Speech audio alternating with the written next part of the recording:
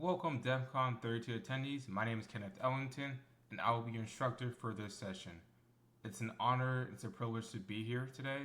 3 years ago, I was a volunteer, and now I am the speaker at DEF CON. So life comes at you fast. So quickly, in the next 5 minutes, I'll be going over who I am, what I do, and what the point of this entire presentation is, why I'm spending time on it. Then in the next 10 minutes, I'll go over an overview of what SIEM and SOAR is specifically. And then for the last 10 to 15 minutes, I'll do a demo and walkthrough of SWUN Enterprise and then SWUN SOAR, which is their SOAR platform. So if you guys have any questions, put them to the chat. Ping me on LinkedIn, talk with my team of Black and Cybersecurity, or just reach out towards me over email. So let's get started. So who the heck is Kenneth, right? Again, my name is Kenneth Ellington. I am a senior consultant at a Big Four accounting firm. I specialize in SIEM and SOAR technology stacks, so think of SPLUNK Enterprise Security, QRadar, XSOAR, things of that nature. I'm a former cybersecurity instructor at the University of Houston. I'm also a Blue Team program instructor for Blacks in Cybersecurity, or BIC for short, and I am a huge My Hero Academia fan, hence My Hero shirt.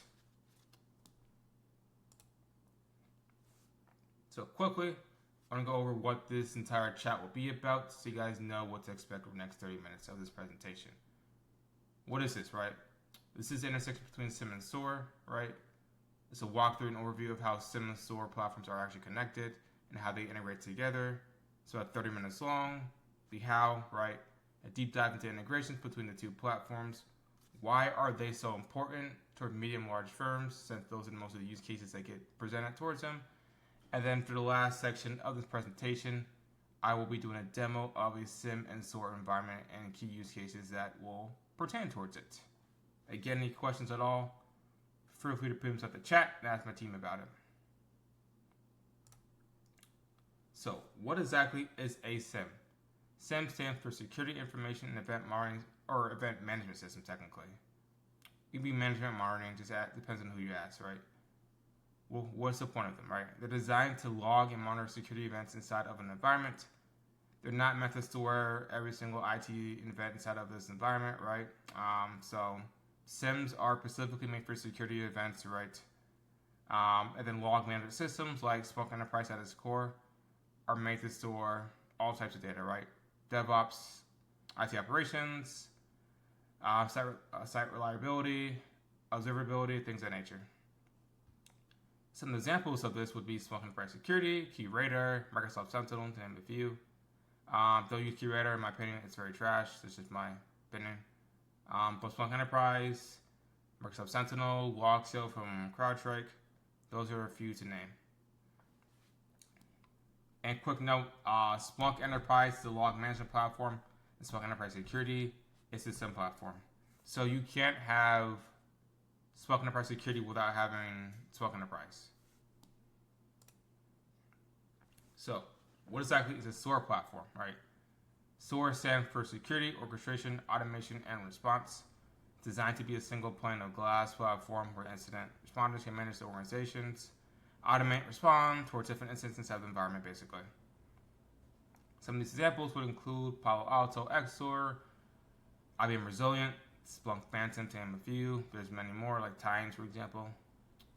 But those are probably the most popular platforms on the market. I would say XSOAR and SPLUNK SOAR, the two most common ones I see for use cases. So SIEM and SOAR are different platforms, which I'll get inside of in a couple minutes. But I would say SIEM platforms are some medium to large firms, and then SOAR platforms are mainly for large organizations, right?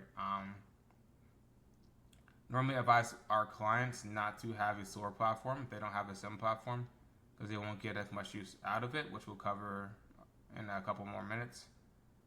They are different, they're not the same. Since I see job postings trying to ask for both, which makes it kind of hard on the team, right? So those are two separate skill sets. They do mesh together well, but they are different platforms that need separate teams to manage them properly in most cases.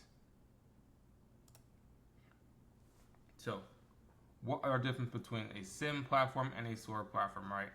Let's start off with SIEM platforms. They're designed to ingest and correlate data from various sources, monitor and detect on potential threats, and serve as a repo for compliant purposes for data. What does that actually mean in English? So basically, SIEM platforms are designed initially for compliance purposes, right? Meaning, hey, we follow NIST, so we need to store this data for 3 years for various compliance reasons for our industry, right? That was the initial, I guess, reason to have a SIEM platform. Over the past couple of decades, they've evolved and grown into more detection engineering platform to detect various threats and incidents inside of environments. They've integrated UBA or user behavioral analytics. They've integrated AI, machine learning, to kind of speed up the process. There's automation features as well. But again, SIEM platforms are designed to basically run on security data, right? That's specifically what they're made for. If you want to use other types of data for use cases, there's other platforms you can use to try to handle that, like Cribble, Data Lake, S3 Bucket, to name a few. Databricks is one I've seen pretty common. But some platforms are designed for security use cases. I can't stress that enough. And then you have SOAR platforms, right? SOAR platforms, again, are designed to ingest data from other endpoint platforms. So let's say you have a SIEM platform, let's say it's SWUN Enterprise Security, and your XDR platform is Cortex XDR. You basically send data or incidents from those various platforms, such as SOAR platforms, so you can perform all the orchestration, automation, and response capabilities. And by orchestration, I mean if you have, let's say, again, you have CrowdStrike, SentinelOne, you have Zscaler, VirusTotal, you're all scan.io, and we'll showcase some of the features in the next probably 15 minutes. Let's say you have those various platforms, right? Normally, what an analyst would do would be to manually log into all of the platforms, basically, and try to handle all that data and try to respond to an alert that way, which is very manual, it's very tedious, and very time consuming. And with humans, the more repetitive tasks we do over and over again, the more mistakes we will make, which we don't want to happen for security reasons, right? So orchestration means you can basically install Phantom, you can install an app on your SPLUNK SOAR platform, and you can use API keys to pull those actions and capabilities inside of one singular pane of glass, and you can run all of your tool sets basically from your SOAR platform for the incident response process, which makes everyone's lives a lot easier. So those are a couple of capabilities of the SOAR platform. Again, they're not normally implemented in small to medium firms due to the nature of you need to be decently security mature to get the most out of a SOAR platform. So I normally say they're mostly seen in larger firms for the most part from what I've seen so far and what we advise our clients.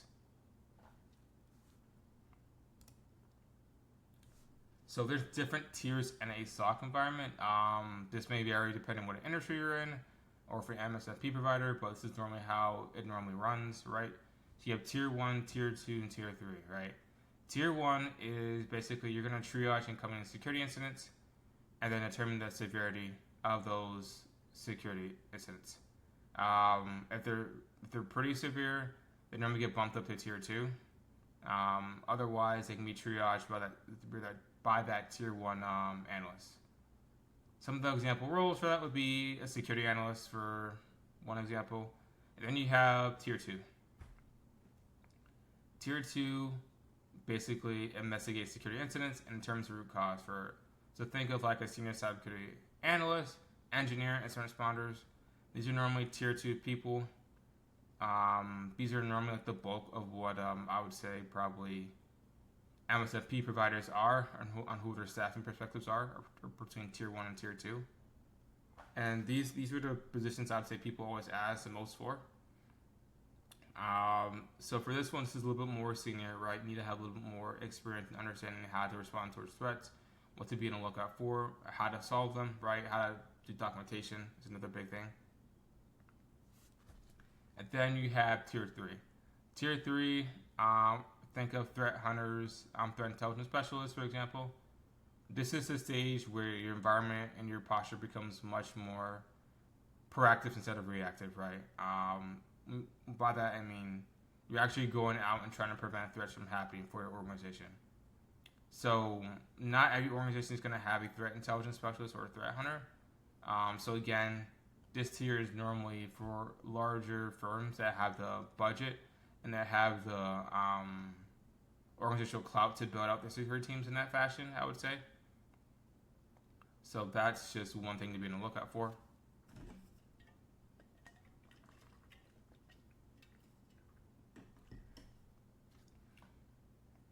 So tier 3, again, is more senior in my opinion. So you won't always see it implemented inside of the different organizations depending on how large they are. But these are normally the other 3 tiers for a SOC environment. There can be managers, directors, right? But I want to keep it more towards quote-unquote technical staff, for example. But there are other positions that incorporate being inside the SOC environment. And SOC stands for, my apologies, Security Operations Center. So this is a fancy chart, but let me break it down for you. If you get any questions at all, feel free to let me know. So let me annotate this. So the whole gist of this, basically, for the Splunk security maturity model, there's other models as well, other frameworks. This is just one that I use a lot for my clients. Is you want to go from being reactive, right, to proactive. I cannot draw. Right, so you want to go from being reactive to proactive. The reason being, you want to go out and actually prevent threats from happening or incidents from happening inside your environment that are trying to react towards them in real time, right? So the higher up you go on the chart, the more proactive you become, right? And not every organization is going to go to level 4, right? So there's 4 levels for Splunk. Excuse me.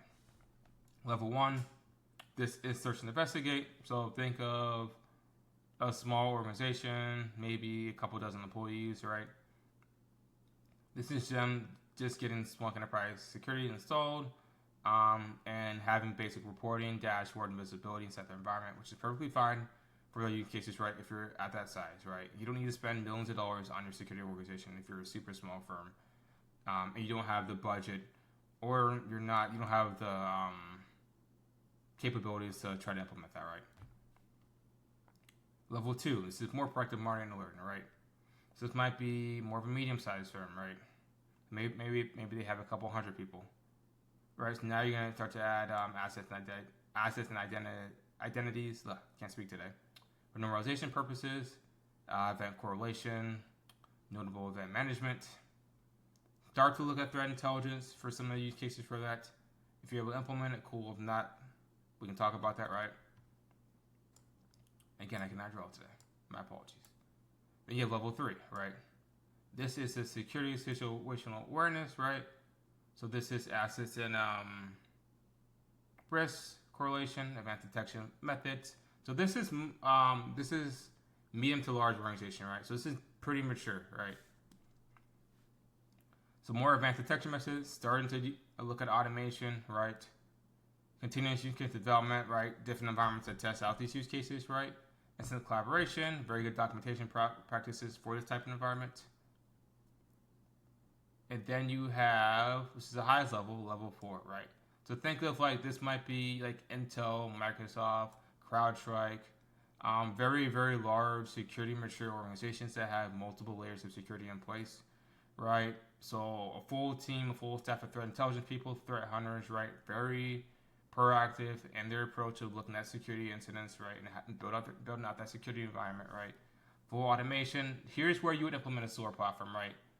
So we normally suggest towards our clients, right, to implement a SOAR platform between level 3 and level 4. That's the sweet spot, right? If it's within your budget and within your range, right? Breach responses, disaster recovery plans, which you should still have those if you're a small organization, but it doesn't always be the case. So the goal is to get from level 1 to level 4. Everyone shouldn't be at level 4 for the sake of, depends what size you are. Might not make sense if you have 10 people on your staff to have threat hunters, right? That doesn't really make that much sense for most cases. So again, whole gist of the slide and whole gist of the security module, or security maturity model, is to go from being reactive to proactive, right? We're going to go from preventing fires from happening towards just responding towards whenever a burning building happens, right? Ideally.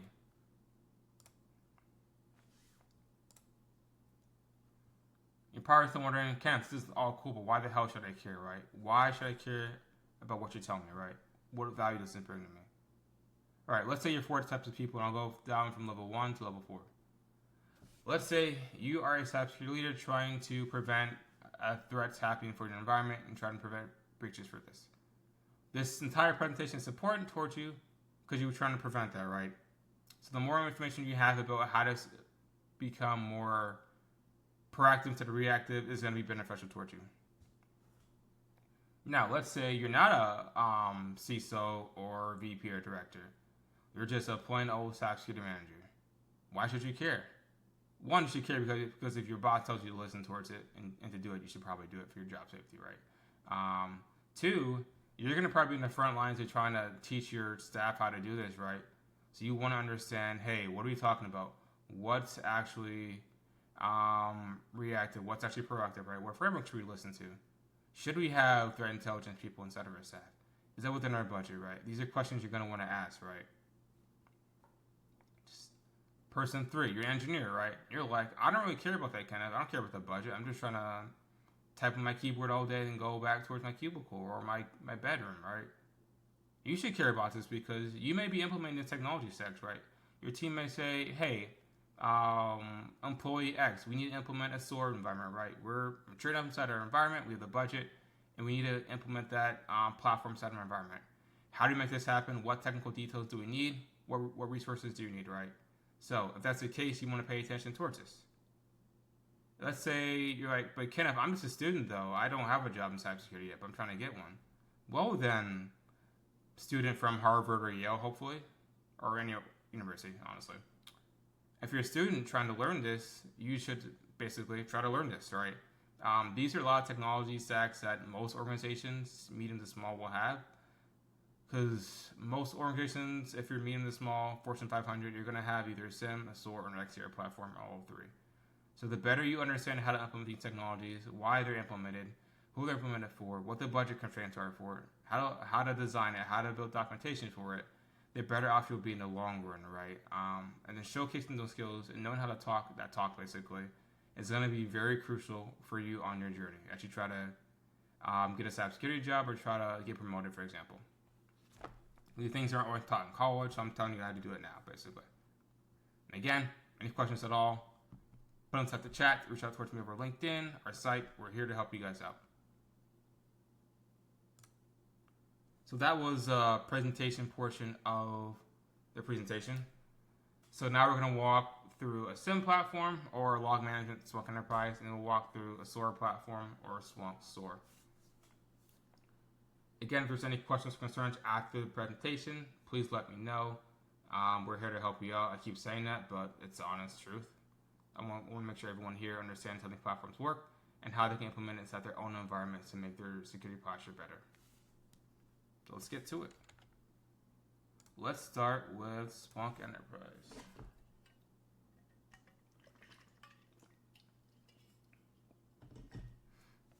Okay, this is SWUN Enterprise. It's all beauty and glory. This is the older version. I think this is 9. Let me see. I think this is version 9, if I'm correct. So there's a newer version towards this, but this version will work for what we need to make it happen, basically, for this demo. And you can directly go on the SWUN site, and you can download this version of SWUN Enterprise on a Linux machine or Windows machine. I said to my students to do it on a Linux box since that's what most enterprise platforms for SWUN run from corporate environments. So you want to practice on that if you're trying to land a job or trying to get promoted, for example. But you can do it in Windows as well if you don't have a Linux machine. No problem. So again, SWUN Enterprise in itself is a log management platform. It has a SIEM component called SWUN Enterprise Security, which is very expensive. I'll be upfront with you about that, but it is worth it in my opinion if you're the right size organization. So I'll take you through a tour of 3 important components before we move over to the SOAR portion. So search an important app, how to add data, and then the app SOAR. So let's start with the search an important app. So when you're running queries inside of SWUN, The language they use is SPL or Splunk processing language. Move this down a little bit. This is a search bar. Choose the time range picker. And so let's say I want to basically look up data. Index is where our data is stored. And I'm going to use the last 24 hours to see what's stored in our audit index. For example, our audit index basically stores audit data, so it tracks everything that the users do for Splunk users inside the environment, right? Interesting fields, which means they appeared 80% of our data for this index. So you have actions. What actions are users using? User, right? Info, line count, password count, Splunk server.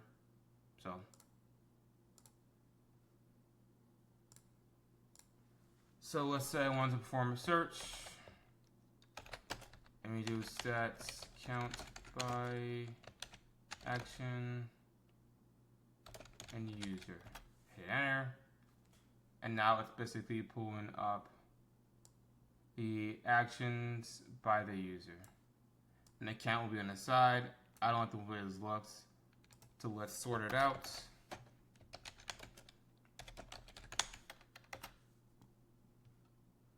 And now the top action by user is get password, and the user is Splunk system user. So this is a basic search to run. You can get a lot more complicated and fancy with it, but for purposes of the demo, I'm going to show you something pretty simple to understand it, right? Basically what we're doing is we're piping the data down from our index equals audit down to stats count by, or get a statistical count of the action and the users. And then basically output this in this format, and then I'm also going to sort it by the count. So if I want to rename the count to count as numbers, you can. You have the ability to rename your fields as well. So now it's numbers. So it's just up to you. And then if I want to save this inside of a dashboard or a report, I could definitely do that as well. So let's save this as a dashboard. New dashboard, let's call it test or DEFCON 32. Description, test example. Keep it private, let's do classic. Title, let's do audit users. Now let's save it towards a dashboard.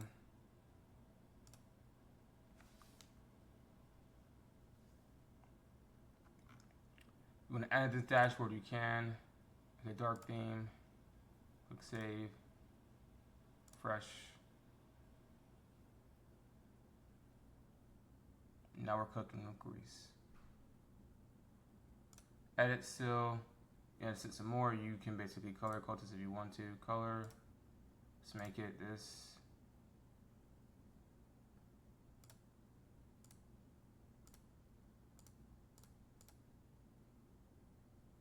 Marinate work, let's see. Yeah, you can format this some more if you want to. Turn to different visualization if you want to, like a line chart. It's up to you. Or you can keep an event format. Statistics table. Summary, right? It's just up to you and how you want to format this.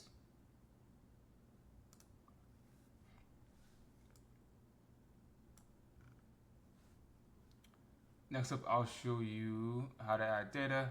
So if you want to get lost inside your Splunk platform, go to the logo, SWUN Enterprise. Take you back to the home page. You want to add data, you can click on here, add data, or you can go to settings, add data, skip. If you want to do an upload, I could. And I'll just select the file, and then data will be uploaded from my computer if I wanted to. This would be a one-time upload, basically.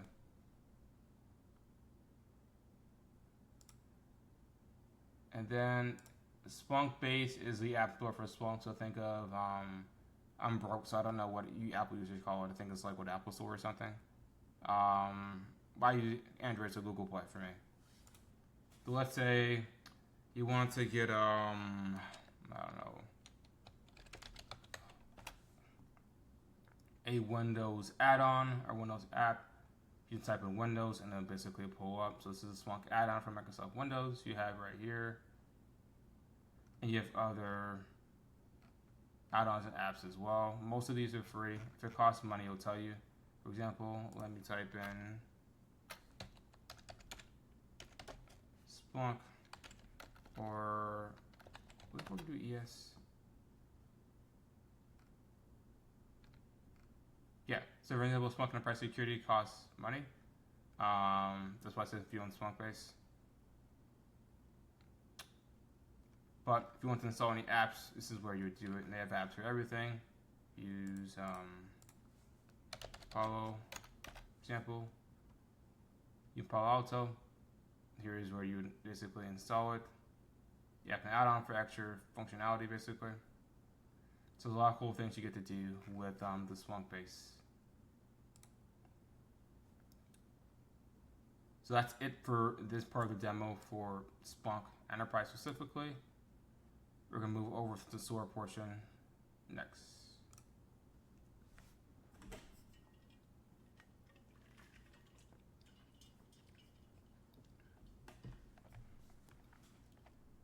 Okay, so this is Splunk SOAR. You can kind of tell it's made by Splunk from like the layout and stuff. And you're able to do really cool integrations between Splunk Enterprise and Splunk SOAR as well, because they're kind of seamless integration because they're the same vendor. So a lot of cool use cases you can do. But the main thing I will be showing you is a quick investigation of how this will work. So let's go to sources, new events. And if you want to perform an investigation, this is where you basically do it. Take note, every SOAR platform looks like different. XSOAR's layout's different, but the functionality is very similar. In my opinion, they have a much better threat intelligence feed integration compared to Splunk Phantom, but Splunk Phantom's still pretty good. So let's say I want to work on this right here. Click inside of it. Let me assign it towards myself.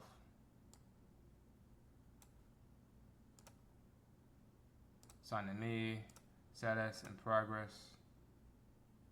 If I want to work on this, basically, I go to Workbook Guidance, and let me put it down here. It really gives you examples of what you should run actions on. Let's check the artifacts.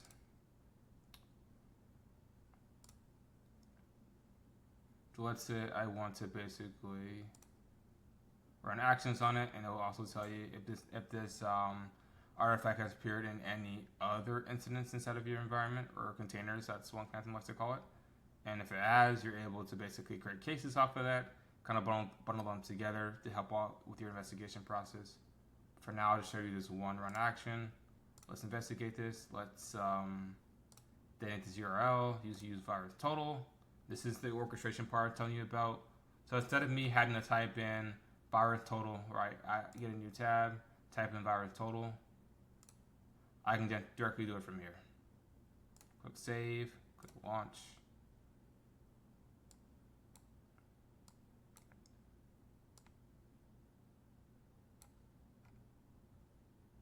And did 68 total scans, and you found one positive result, right?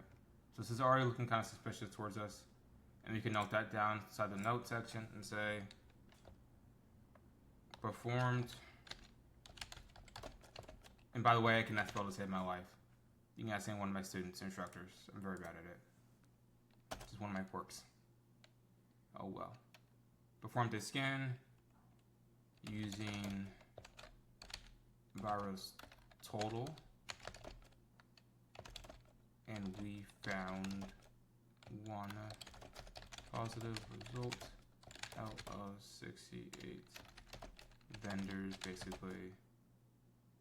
For this scan, further investigation needs to be done. save. And there you go, right? Documentation, tracking what you're doing is always very important, which is another thing that I try to stress towards everybody that watches in my videos or does any work with me, right? But there's a lot more cool features you get to do with SOAR. But this is just kind of a small little nutshell about how to do it. There's a lot more stuff you can do. It's all going to depend on what type of apps and integrations you have, right? If you have like Zscaler, CrowdStrike, SentinelOne, AWS, is your stuff integrated in, then it becomes like a lot easier to utilize this platform, I would say. So keep that in mind. But that's it for the demo section. And then quickly, if there's any questions, again, please put them in the chat. I want to quickly show you what SWUN Enterprise and then SWUN SOAR looks like, so you guys can get a look at it. There's free versions of both of those platforms on the SWUN site, so definitely check it out. You can download them. You will need a Linux machine for SWUN SOAR, I'm pretty sure, but for SWUN Enterprise, you should be able to install it on your Windows machine if you have it. Or if you have a Linux machine, you can do it on that as well, which I highly suggest too. But I mean, other than that, though, that's about it. Again, I want to say thank you towards the DevCon organizers, especially Blacks in Cybersecurity, for giving me this awesome opportunity to present in front of y'all. My links, our site links on the bottom, names on the bottom, scan a QR code, talk to me, any questions, we're always here for you. And just thank you again, I really do appreciate it. You guys have an awesome DevCon, and I'll see you guys next time.